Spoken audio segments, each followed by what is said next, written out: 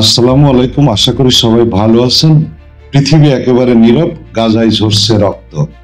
শতাব্দীর পর শতাব্দী ধরে ইতিহাস সাক্ষী, পৃথিবীতে বহু যুদ্ধ হয়েছে, বহু হত্যাযজ্ঞ ঘটেছে, কিন্তু গাজায় যে ভয়াবহ গণহত্যা চলছে তা মানবতার ইতিহাসে কলঙ্কের নতুন সংযোজন।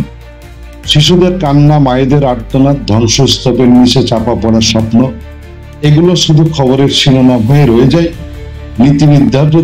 নীতি নির্ধারকদের বিবেকে নাড়া দিতে ব্যর্থ হয়। আজকের গাজা এক রক্তাক্ত মৃত্যুপুরী। প্রতিদিন আকাশ থেকে আগুন ঝরছে, প্রতিটি ঘরে শোকের ছোঁয়া। হাসপাতালগুলোর মেঝেতে সারি সারি রক্তাক্ত লাশ, যারা হয়তো কদিন আগেও হাসি খুশি ছিল, নতুন দিনের স্বপ্ন দেখেছিল। নবজাতক শিশুরাও অক্সিজেনের অভাবে মায়ের কোলে মারা যাচ্ছে।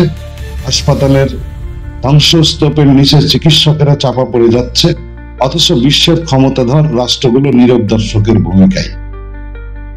পশ্চিমাদের মানবাধিকার, ন্যায় বিচার ও গণতন্ত্রের বলি গাজা এসে থেমে যায়। এক শিশু যখন ধ্বংসস্তূপের নিচে চাপা পড়ে শেষবারের মতো আম্মু বলে ডাকে, তখন তাদের বিবেক কি একবার কেঁপে ওঠে না? ফিলিস্তিনিদের রক্ত কি তাদের কাছে রক্ত নয়? গাজায় আর শুধু বাড়িঘর ধ্বংস হচ্ছে না, মানবতার শেষ চিহ্ন মুছে যাচ্ছে। বিশ্ব নেতারা শান্তির নামে কথার ফুলঝড়ি ছড়ালেও বাস্তবে তারা যুদ্ধের মদতদাতা। জাতীয় সংঘের প্রস্তাব ধুলোয় মিশে যায়, অথচ অস্ত্র ব্যবসায়ীদের মুনাফা বাড়তেই থাকে। কিন্তু গাজায় প্রতিটি শহীদ শিশুর চোখে প্রশ্ন, পৃথিবী কেন চুপ? কবে শেষ হবে এই বর্বরতা? এই নীরবতা একদিন ইতিহাসের সবচেয়ে বড় অপরাধ হিসাবে চিহ্নিত হবে। গাজার রক্ত শুধু ফিলিস্তিনিদের নয়, এটি আমাদের নৈতিকতা ও মানবতার ব্যর্থতার প্রতীক। এই হত্যাযজ্ঞ বন্ধ করতে হবে। বিশ্ব যদি সত্যি মানবতার পক্ষে দাঁড়াতে চায়, তবে এখনই গাজার পাশে দাঁড়াতে হবে। শুধু বিবৃতি দিয়ে নয়, কার্যকর উদ্যোগ নিয়ে। নতুবা এই পৃথিবী একদিন সভ্যতা হারিয়ে ফেলবে, রক্তের সমুদ্রে ডুবে যাবে। তো দেখেন, কথাগুলো আসলে একটা যুগান্তরের একটা নিউজ থেকে আমি কিছু অংশ পাঠ করলাম, একটা কলাম থেকে।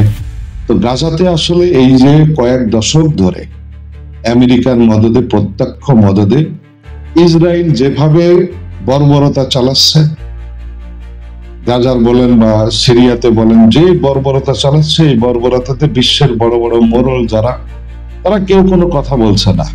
তারা একেবারে চুপ। যেখানে একদিনে আপনার বোম মেরে বিভিন্ন অস্ত্র ঝনঝনাতে 400-500 মানুষ মারা যাচ্ছে, যে শিশুটা এখনো আসলে হাঁটতে শেখে নাই, সে জীবন ভয়ে আতঙ্কিত হয়ে পালাচ্ছে। আর এ সমস্ত ভিডিওগুলো সামাজিক যোগাযোগ মাধ্যমে এত পরিমাণ নাড়া দিয়েছে। তো তারপরেও আমেরিকা বা পশ্চিমা বিশ্ব বলতে আমরা যাদেরকে চিহ্নিত করি বা বুঝে থাকি, তারা কোনো কথাই বলছে না।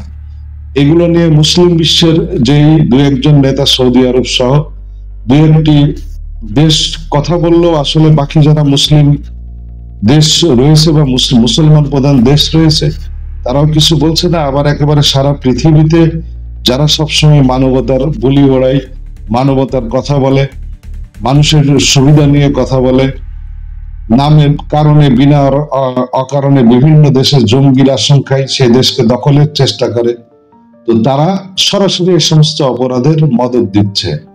আর এতে কি হচ্ছে যে তাদের যে অস্ত্র তৈরির যে সমস্ত কারখানা আছে বা তাদের যে অস্ত্র ব্যবসা, সেই অস্ত্র ব্যবসা রাতারাতি ফুলে ফেঁপে উঠেছে। কারণ তারা ইসরায়েলকে যে সমস্ত অস্ত্রগুলো দিচ্ছেন, এই অস্ত্র কিন্তু তারা ইসরায়েলকে ফ্রি দিচ্ছেন না, বিনিময়ে তারা মোটা অঙ্কের আসলে টাকা নিচ্ছেন।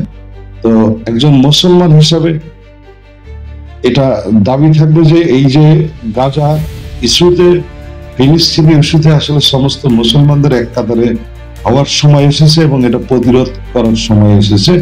তা না হইলে এভাবে আজকে ফিলিস্তিনের উপরে হচ্ছে, কালকে এই ফিলিস্তিনের উপরে হচ্ছে, তারপরে আপনার ইয়ামেনের উপরে হচ্ছে, মিশরের উপরে হবে, এরকম একে একে আসলে প্রত্যেকটা মুসলমান দেশের উপরে কিন্তু এরা আঘাত হানতে থাকবে। ভালো থাকবেন সবাই।